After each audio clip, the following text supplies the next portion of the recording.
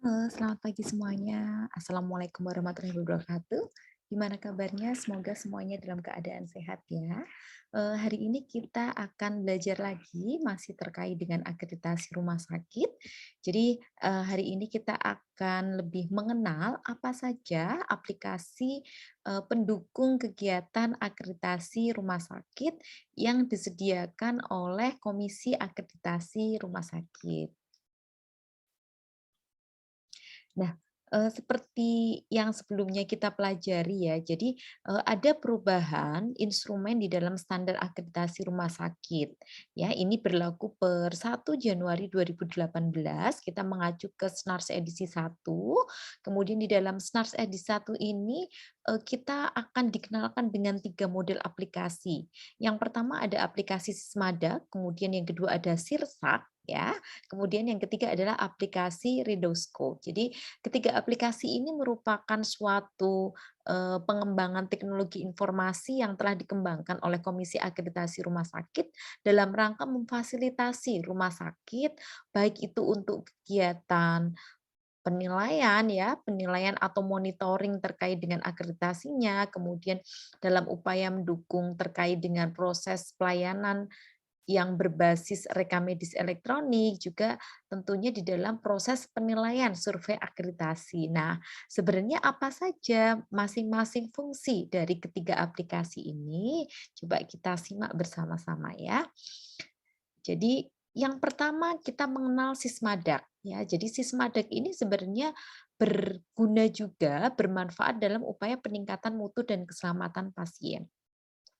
Jadi di sini Sismadak ini berguna bagi rumah sakit untuk melakukan kegiatan benchmarking mutu dengan rumah sakit yang setara agar mengetahui sudah di mana posisi mutu rumah sakit. Jadi secara mandiri itu rumah sakit bisa melakukan self assessment ya. Self assessment menilai secara mandiri dengan melaporkan berbagai indikator mutunya, tentunya nanti mereka juga bisa membandingkan, oh saya ada di rumah sakit tipe B, bagaimana juga kondisi indikator mutu misalnya yang ada di rumah sakit tipe B yang lainnya. Kemudian dengan adanya Sismadak ini, kita juga akan bisa belajar dari pengalaman lalu ya, yang mungkin tidak akan kita dapatkan dari proses benchmarking yang biasa kita laksanakan. Kemudian di sini dari adanya Sismadak ini ya juga memfasilitasi dari indikator mutu kunci rumah sakit. Jadi ada 12 indikator mutu kunci rumah sakit yang sudah ditetapkan oleh Kementerian Kesehatan, dan dengan adanya aplikasi Sismadak ini rumah sakit nanti akan melaporkan, sehingga memang di sini tentunya dari rumah sakit itu dituntut ya, dituntut untuk menunjukkan akuntabilitas kinerja dari indikator mutu kunci yang memang wajib dilaporkan kepada Kementerian Kesehatan. Dan tentunya dengan adanya Sismadak ini ya, Komisi Akreditasi Rumah Sakit atau biasa kita sebut sebagai KARS itu juga sudah menyiapkan 78 indikator mutu rumah sakit yang dilakukan ya dengan benchmarking melalui Sismadak ini. Jadi sekali lagi dengan adanya aplikasi Sismadak itu kita bisa sharing informasi ya kepada rumah sakit yang setara, sehingga memang harapannya kita itu mengetahui lah sebenarnya seperti apa sih eksistensi kita ya untuk eee, memenuhi tantangan yang ada di luar, itu seperti itu tujuannya. Kemudian ini adalah salah satu gambaran ya, gambaran bagaimana sih menu utama yang ada di dalam aplikasi Sismadak. Jadi yang sekarang itu kita menggunakan versi 6.0 ya, ini adalah halaman utama seperti halnya aplikasi yang lainnya untuk menjaga terkait dengan hak akses dan otorisasi, maka kita harus membuat yang namanya username dan password ya. Tentunya ini nanti dari rumah sakit nih yang memang sudah mendaftarkan, maka nanti dia akan memiliki akses untuk masuk ke dalam aplikasi Sismada. Ya, jadi di sini bisa kita simpulkan bahwa aplikasi Sismadak ini merupakan sistem manajemen dokumen akreditasi rumah sakit. Ya, jadi dia si Sismadak ini lebih bermanfaat atau berfungsi untuk memfasilitasi rumah sakit dalam manajemen dokumen akreditasi. Di dalam Sismadak itu kita nanti juga akan mengelola dokumen akreditasi itu, baik itu mulai dari dokumen regulasi ya, dokumen regulasi seperti surat keputusan direktur, surat kebijakan direktur, pedoman, panduan, SPO, sampai dengan bukti implementasi dari dokumen tersebut. Jadi kalau misalnya di sana ada formulir misalnya seperti itu ya. Kemudian formulir ini sudah diimplementasikan. Mana bukti formulir yang sudah diimplementasikan? Itu bukti-bukti implementasi ini juga nanti bisa difasilitasi melalui aplikasi Sismada. Dan tentunya aplikasi Sismadak ini sudah dikembangkan berbasis web ya. Jadi nanti kita tinggal masuk saja ke sismadak.kars.or.id, kemudian nanti kita bisa menggunakan sesuai dengan username dan password kita, kemudian nanti selanjutnya kita bisa menggunakan fitur-fitur yang ada di dalam aplikasi Sismadak tersebut. Nah, selanjutnya di sini untuk bisa melaporkan juga di dalam aplikasi Sismadak ya.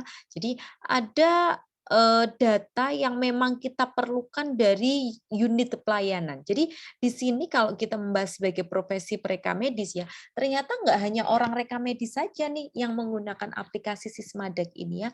Ada unit-unit lain yang juga menggunakan aplikasi ini karena ternyata pelaporannya ini adalah terkait dengan indikator mutu. Jadi indikator mutu itu kan nggak cuma punyanya reka medis ya, ada indikator mutu yang lain. Ini yang pertama adalah terkait dengan data indikator mutu nasional. Kemudian ada juga data indikator mutu prioritas rumah sakit, ada data indikator mutu unit, indikator mutu ponek ya, kemudian terkait dengan bab PAP, surveillance, kemudian terkait dengan insiden keselamatan pasien dan insiden atau kejadian lain yang ada di rumah sakit. Nah, karena cukup banyaknya indikator tersebut, maka dari sini paling tidak ya, ketika kita mengumpulkan data untuk kegiatan pelaporan yang ada di Semadak ini harus ada regulasi yang memayungi juga ya. Rumah sakit harus menetapkan bagaimana proses pengumpulan data di rumah sakit ya. Jadi karena banyaknya unit yang terlibat nggak hanya di reka medis tetapi tadi ada tim dari apa namanya PPI ya, ada dari tim PMKP peningkatan mutu keselamatan pasien, ada tim dari K3. Nah, itu kan mereka juga berperan di sini ya. Bahkan kalau kita membahas terkait dengan indikator mutu unit, kita mengacu kepada SPM, di sana ada 21 pelayanan yang melaporkan juga. Nah, dengan demikian, maka bisa kita simpulkan bahwa hampir semua unit yang ada di rumah sakit itu menggunakan aplikasi ini. Tentunya yang memang dia berkaitan dengan pelayanan pasien ya. Tentunya dia yang memang sudah ditetapkan di dalam data indikator mutu yang memang sudah ditentukan oleh KARS untuk wajib dilaporkan melalui aplikasi ini. Ya. Karena cukup banyaknya unit yang terlibat ya, selain kegiatan pengumpulan data, perlu ditentukan juga bagaimana nanti proses analisis dan interpretasi datanya. Siapa nanti yang berkewajiban untuk menganalisis dan menginterpretasikan data tersebut ya. Kemudian kalau data itu sudah ada, sudah dianalisis, sudah diinterpretasikan, siapa yang bertanggung jawab juga untuk memvalidasi. Jadi dipastikan bahwa nanti ketika data itu sudah diinputkan di dalam aplikasi Semadak, ini adalah data yang valid ya, bukan data yang masih mentah yang belum divalidasi sehingga memang akurasinya nanti akan diragukan, tidak seperti itu ya. Jadi rumah sakit harus memiliki regulasi untuk mengatur mulai dari pengumpulan, analisis, interpretasi sampai dengan validasi. Nah, setelah divalidasi, maka di dalam regulasi tersebut juga perlu memuat bagaimana proses pelaporan. Siapa yang wajib menginputkan data di dalam Sismadak tersebut ya. Kemudian terkait dengan benchmarking datanya seperti apa, publikasi data internal dan eksternalnya nanti seperti apa ya, siapa yang boleh mengakses data tersebut, itu juga perlu dipayungi. Oke, yang selanjutnya, nah ini adalah indikator mutu nasional ya. Ada 12 indikator mutu nasional yang dilaporkan juga di dalam aplikasi Sismadak ini. Yang pertama adalah kepatuhan identifikasi pasien. Jadi kalau kita membahas ini, maka nanti dari tim PMKP juga bertanggung jawab dong untuk mengumpulkan data tersebut. Kemudian ada juga terkait dengan emergency response time. Jadi di sini unit gawat darurat ya. Instalasi gawat darurat atau unit gawat darurat itu bertanggung jawab untuk melaporkan seperti apa respon time terkait dengan pasien gawat darurat yang ada di rumah sakit tersebut. Kemudian yang ketiga adalah waktu tunggu rawat jalan. Jadi dari sini ada unit rawat jalan, instalasi rawat jalan yang bertanggung jawab untuk melaporkan seperti apa waktu tunggu rawat jalan. Kalau kita mengacu ke SPM kan itu sudah ada ya di dalam SPM Standar Pelayanan Minimal Rumah Sakit 129 tahun 2008 itu juga disampaikan bahwa standar waktu tunggu rawat jalan 60 menit. Nah, bagaimana ini ketercapaiannya? Itulah nanti yang akan kita laporkan. Kemudian apakah ada kasus penundaan operasi elektif? Ini juga dilaporkan. Artinya dari instalasi kamar operasi atau unit kamar operasi juga berkewajiban untuk melaporkan. Dia juga sebagai user, pengguna ya di sini. Kemudian ada kepatuhan jam visit dokter. Nah, siapa nih yang bertanggung jawab? Rawat inap ya. Instalasi rawat inap juga bertanggung jawab melaporkan di sini. Kemudian ada juga hasil lapor hasil tes kritis laboratorium ya. Jadi nilai kritis yang bermakna ya, itu perlu dilaporkan. Berarti di sini kolaborasi juga dengan bagian laborat ya. Kemudian ada juga di sini terkait dengan kepatuhan penggunaan formularium nasional atau Fornas ya yang ada dari BPJS. Jadi dari farmasi juga ikut menggunakan aplikasi Sismadap untuk melaporkan indikator tersebut. Kemudian ada juga kepatuhan cuci tangan dari tim PPIRS ini juga menggunakan ya. Kepatuhan upaya pencegahan resiko cedera akibat pasien jatuh. Nah, ini juga masuk tadi ya di dalam keselamatan pasien bisa kaitkan juga dengan yang nomor satu. Kalau nomor satu identifikasi, kalau nomor 9 terkait dengan resiko cedera. Ini bisa dimasukkan nanti ke tanggung jawabnya tim PMKP, misalnya seperti itu. Kemudian nomor 10, kepatuhan terhadap clinical pathway. Nah, ini mau dimasukkan di mana? Apakah di tim PMKP atau nanti dari komite medis yang bertanggung jawab? Nah, itu perlu dipayungi ya. Secara regulasi paling enggak itu diatur siapa nanti yang bertanggung jawab di internalnya. Kemudian yang ke-11 ada terkait dengan kepuasan pasien dan keluarga. Nah, kalau kita membahas terkait dengan kepuasan pasien dan keluarga, ini tentunya cukup luas. Karena pasien itu dilayani nggak hanya di pendaftaran saja, dia juga dilayani di rawat jalan, di rawat inap, ya, di gawat darurat, kamar operasi, ya. Kemana pasien itu mendapatkan pelayanan, ini cukup luas, sehingga di sini juga perlu kita batasi seperti sejauh apa, siapa yang bertanggung jawab untuk mengambil data tersebut, seperti apa metode pengumpulan datanya. Nah, ini harus dipastikan juga di sini. Kemudian nomor 12 adalah kecepatan respon terhadap komplain. Ya, kalau misalnya nih rumah sakit sudah ada tim humas ya, ada bagian humas. Jadi humas terlibat dong di dalam penggunaan aplikasi ini, misalnya seperti itu. Atau mungkin nanti teknisnya dirubah ya di rumah sakit karena SDM-nya terbatas, mungkin masing-masing unit itu mengumpulkan ya, tetapi yang mengentry mungkin bukan masing-masing unit ya. Jadi hanya cukup memvalidasi saja dari pimpinan di atasnya, kemudian nanti ada satu orang yang bertanggung jawab untuk mengentrikan itu juga bisa ya. Jadi teknis-teknis seperti ini nanti perlu diatur di dalam rumah sakit sehingga nanti di dalam pelaksanaannya akan sangat jelas siapa yang mengumpulkan data, yang menganalisis, yang menginterpretasikan sampai dengan dia memvalidasi dan menginputkan data tersebut di dalam Sismada. Sehingga nanti proses benchmarking antara rumah sakit yang setara itu bisa terlaksana sesuai dengan harapan. Kenapa aplikasi ini memang perlu diterapkan? Nah, yang kedua di sini ada aplikasi Redosco ya. Jadi di sini nanti teman-teman mahasiswa bisa mendownload ya. Kalian bisa mendownload aplikasi ini ya di dalam Google Play Store. Kemudian seperti apa sih pemanfaatan aplikasi ini ya. Jadi sebenarnya Redosco ini merupakan suatu singkatan dari regulasi, dokumentasi, observasi, wawancara, simulasi dan konfirmasi. Jadi ini adalah suatu singkatan yang memang merupakan suatu teknik atau metode telusur ya atau tracing yang biasa digunakan oleh surveyor CARS dalam melaksanakan survei akreditasi. Kemudian kenapa Redosco ini perlu digunakan? Ya tujuannya adalah untuk mengurangi perbedaan persepsi. Jadi ketika ada mispersepsi ya di antara para surveyor itu harapannya bisa diantisipasi dengan penggunaan aplikasi ini.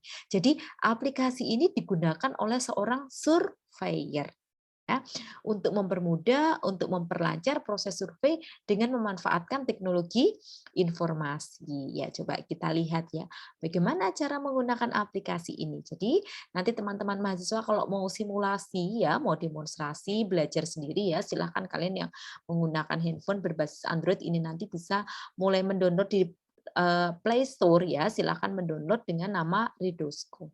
Kemudian nanti yang pertama ya dari aplikasi ini, maka kita nanti perlu mengakses di SICARS ya, di sikars.akreditasi.kars.or.id ya, kita mendaftarkan username password-nya, kemudian nanti kita akan mulai melakukan survei. Siapa tadi yang bisa menggunakan ini? Ingat dia adalah seorang surveyor ya. Jadi nanti yang memang bisa mendaftar di sini adalah yang memang dia berprofesi sebagai surveyor akreditasi rumah sakit. Kemudian setelah memulai survei, maka langkah selanjutnya nanti di sini adalah kita membuat suatu kegiatan. Jadi kita akan memulai membuat suatu nama kegiatan sesuai dengan kegiatan survei yang telah dilakukan. Masuk mulai ya, jadi ini ada kegiatan baru, contohnya di sini misalnya ya, ada kegiatan baru, kemudian di sini misalnya nama rumah sakitnya Rumah Sakit RS Siloam Karawaci, misalnya seperti itu ya. Kemudian ini adalah tampilan ya, pilih salah satu dari jenis item yang akan ditelusur. Apa yang akan kita telusur? Apakah kita akan melakukan telusur terkait dengan regulasi? Apakah kita akan melakukan telusur terkait dengan dokumen, wawancara, atau kita akan melakukan terkait dengan observasi dan simulasi dan serta konfirmasi. Jadi kita memilih terlebih dahulu, kemudian yang selanjutnya adalah kita akan memilih ya salah satu jenis item yang tadi yang akan ditelusur dan kita akan menetapkan bab apa yang memang akan kita nilai, elemen penilaian apa yang akan kita pilih di dalam bab tersebut. Selanjutnya kita akan memilih area ya, area yang akan ditelusur. Jadi kita akan memilih di mana nih, di area umum atau misalnya kita akan melihat ke semua area. Nah, kemudian ini adalah contoh daftar pertanyaan yang ada di dalam Redosko ya. Nanti si survei tinggal mengisi dan memberikan keterangan saja sesuai dengan hasil yang mereka dapatkan ketika mereka melakukan survei akreditasi di lapangan. Dan di sini ada tandanya ya. Merah itu adalah disingkat dengan M, K adalah kuning, H hijau, dan U itu adalah ungu. Jadi ini memiliki makna nilai ya. Kalau sudah mengisi ya pertanyaan yang ada di sini ketika tadi kita sudah memilih ya misalnya ini terkait dengan apa ini kemampuan pelayanan kapal operasi TKRS misalnya seperti itu ya. Kemudian penggunaan implan ada di PAP. Itu ketika nanti survei sudah melakukan ya kegiatan survei dan sudah mengisi ini maka nanti yang terakhir ada proses simpan. Nah, ketika disimpan maka nanti kita akan melihat suatu menampilkan daftar kegiatan yang sudah diisi tadi oleh surveyor, kemudian kita akan melihat histori jawaban pertanyaan yang sudah diisi tersebut. Kita akan masuk ke menu fitur navigasi untuk menampilkan layar seperti ini. Dan yang terakhir adalah kita juga bisa melihat report ya, report dari riwayat histori kegiatan survei yang telah dilakukan. Jadi misalnya ini surveinya sudah melakukan kegiatan survei di Rumah Sakit Harapan Kita, Rumah Sakit Saiful Anwar, Rumah Sakit Siloam, itu bisa kita akses dengan aplikasi Redosko ya. Jadi sekali lagi di sini kesimpulannya bahwa aplikasi ini digunakan oleh surveyor dengan teknik tracing atau metode survei yang biasa dilakukan oleh surveyor ketika melakukan telusur di lapangan atau di rumah sakit. Nah, yang ketiga kita juga mengenal yang namanya aplikasi Sirsak ya. Jadi sistem informasi rumah sakit ala KARS ya. Ini juga ada nih si Sirsak. Jadi di sini sebenarnya menggambarkan terkait dengan bagaimana sistem reka medis berbasis teknologi informasi ala KARS ya. Jadi kok ada ala KARS? Jadi memang karena di sini ada bahasa ala KARS itu belum banyak rumah sakit yang mengimplementasikan si Sirsak ini ya. Jadi rumah sakit masih banyak yang mengembangkan reka medis elektroniknya sendiri sesuai dengan kebutuhan masing-masing rumah sakit. Ya, jadi memang sampai saat ini belum terlalu banyak yang menggunakan si Sirsak ini. Ya. Nah, apa saja yang ada di Sirsak? Jadi ada 4 fondasi asuhan yang memang dia dipayungi di dalam Sirsak. Ya, ada asuhan medis, asuhan keperawatan, asuhan gizi, dan dia yang terkait dengan obat. Nah, ini contohnya ya. Jadi di dalam asuhan keperawatan itu kan sebenarnya kita akan menunjukkan terkait dengan proses yang ada di keperawatan. Bagaimana mulai dari asesmennya ya, diagnosis, tujuan, intervensi, implementasi sampai dengan proses evaluasi keperawatannya. Kemudian di sini juga ada perspektif PCC ya. Jadi bagaimana proses pelayanan yang terintegrasi dengan melibatkan interdisiplin ya di dalam tim itu. Kemudian bagaimana nanti kolaborasi secara interprofesional dan bagaimana peran DPJP itu sebagai clinical team leader karena bagaimanapun juga di dalam proses pelayanan pemberian asuhan khususnya untuk pasien rawat inap DPJP inilah yang paling bertanggung jawab. Kalau misalnya nanti ada dokter jaga yang bertanggung jawab di situ, kemudian misalnya nanti di situ juga ada perawat yang berperan sebagai tangan panjangnya dokter, tetap DPJP ini adalah sebagai tim leader ya. Clinical leader itu ada pada DPJP. Selanjutnya asuhan pasien yang memang dia menunjukkan konsep dari pasien care center ya. Jadi pasien care center itu seperti apa sih? Bagaimana proses pelayanan ini berfokus kepada seorang pasien. Baik itu yang mulai dari profesi dokter, profesi keperawatan, apoteker ya, bahkan kita yang ada di bagian regritasi ya, ini memang harus memberikan pelayanan yang berfokus kepada pasien ya. Kalau DPJP itu memang tanggung jawabnya dia memang sebagai clinical leader tadi ya. Bagaimana dia memberikan suatu konsep asuhan, koordinasi, kolaborasi, sintesis terkait dengan pelayanan asuhan medis yang akan diberikan kepada pasien. Dan di sini juga tentunya dari PPA, profesional pemberi asuhan lain, juga berperan untuk memberikan proses pelayanan yang berfokus kepada pasien tadi, pasien center. Baik itu dalam kegiatan tugas mandiri, kolaboratif, maupun dia yang sifatnya delegatif atau mandatori.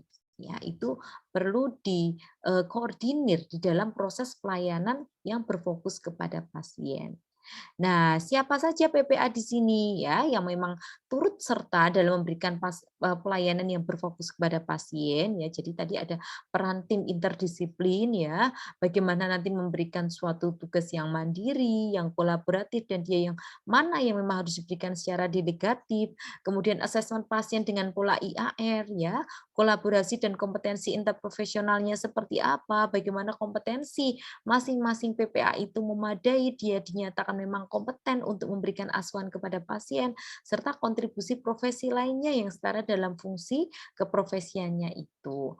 Kemudian yang kedua adalah terkait dengan DPJP sebagai clinical leader ya. Jadi dia itu berfungsi sebagai motor di dalam kegiatan integrasi asuhan pasien. Jadi sebenarnya penggeraknya di sini ada DPJP. DPJP akan memberikan instruksi kepada tangan panjangnya, baik di situ ada perawat maupun dokter jaga yang ada di sana. Kemudian bagaimana peran rekam medis itu untuk menunjukkan fungsi sebagai suatu konsep rekam asuhan perkembangan pasien yang terintegrasi. Jadi mulai dari dokter, mulai dari perawat ya, kemudian farmasi maupun profesional pemberi asuhan lain itu memberikan suatu konsep dokumentasi yang terintegrasi di dalam satu formulir yang sama yang biasa kita sebut sebagai integrated note atau catatan perkembangan pasien terintegrasi. Kemudian bagaimana asuhan dengan BPIS ya? Bila pasien itu saya ya. Jadi kita itu memberikan suatu stigma paradigma ya kepada dokter, kepada profesional pemberi asuhan. Kalau pasien itu saya, itu bagaimana kita ya? Jadi di sini memang ada konsep terkait dengan nilai-nilai ya, nilai-nilai luhur kemanusiaan bahwa kita itu care ya kepada pasien ini memang sangat ditekankan di dalam konsep dari pasien care tersebut. Nah, ini adalah di dalam SNARS ya, SNARS edisi 1, asuhan terintegrasi ini juga sudah diatur ya. Integrasi antar inter PPA ini ada di AP4, SKP2, TKRS 3.2, MKE2 ya. Integrasi antar unit ini ada di PAB, ARK, TKRS, MKE gitu ya. Bahkan terkait dengan integrasi PPA pasien ini juga diatur. Dan di sini sifatnya horizontal dan vertikal. Jadi memang ada konsep yang memang dia itu ketika memberikan konsep asuhan terintegrasi berfokus kepada pasien ini setara maupun dia yang memang berjenjang. Kemudian seperti apa sebenarnya konsep dari asuhan terintegrasi? Ya, secara prinsip bahwa di dalam memberikan konsep asuhan terintegrasi, tadi kita kembali lagi DPJP ini sebagai clinical leader ya. Kemudian bagaimana nanti si DPJP ini akan mengkolaborasi dari tim PPA ya, tim kolaborasi interprofesionalnya itu nanti seperti apa? Bukti dokumentasi di dalam CPPT-nya itu nanti bagaimana? Bagaimana konsep pendidikan kepada pasien itu diberikan, diimplementasikan itu seperti apa? Kemudian bagaimana peran dari case manager ya ketika ada suatu yang emergency yang situ itu seperti apa. Kemudian bagaimana integrasi mulai dari clinical pathway ya sampai dengan discharge planning. Kalau misalnya nanti di dalam discharge planning misalnya ya bahwa pasien ini memang direncanakan nanti akan pulang 2 hari ke depan ya. Ternyata kok hari kedua kondisi pasien belum baik, belum bisa dinyatakan pulang. Nah, ini bagaimana si dokter sebagai clinical leader itu nanti akan mengkolaborasi ya untuk memberikan suatu konsep asuhan medis yang memang dia memang berfokus kepada seorang pasien ya. Ini juga dinilai di sini dalam konsep asuhan terintegrasi ya, bahkan sampai kepada asuhan gizinya. Nah, ini contoh ya, contoh proses asuhan pasien terintegrasi dengan diagram IR ya. Jadi diagram IR ini merupakan suatu singkatan juga ya. Jadi I ini menunjukkan suatu informasi yang dikumpulkan, A adalah analisis informasi, dan R itu adalah rencana asuhan atau plan of care ya. Nah, di dalam informasi yang dikumpulkan ini nanti bisa kita lihat dari data dari anamnesis, dari data pemeriksaan fisik, dari data pemeriksaan diagnostik dan lain-lain. Kemudian untuk analisis informasi ini juga bisa dilihat ketika seorang dokter itu menegakkan suatu diagnosis, masalah, resiko ya. Jadi tujuannya adalah untuk mengidentifikasi kebutuhan pelayanan pasien tersebut. Kemudian R ini adalah rencana. Rencana ini menunjukkan atau merumuskan suatu konsep rencana atau sasaran yang terukur untuk memenuhi kebutuhan pelayanan medis pasien tersebut. Jadi sekali lagi ya, mohon maaf, di dalam proses asesmen pasien ini kita akan bertujuan untuk melakukan proses screening ya, screening terkait dengan pengumpulan data informasi, menganalisis dan merencanakan. Sehingga nanti harapannya di dalam konsep pemberian pelayanan kepada pasien ini memang kita bisa mengimplementasikan rencana intervensi dan melakukan suatu monitoring dengan cara melakukan kegiatan asesmen ulang.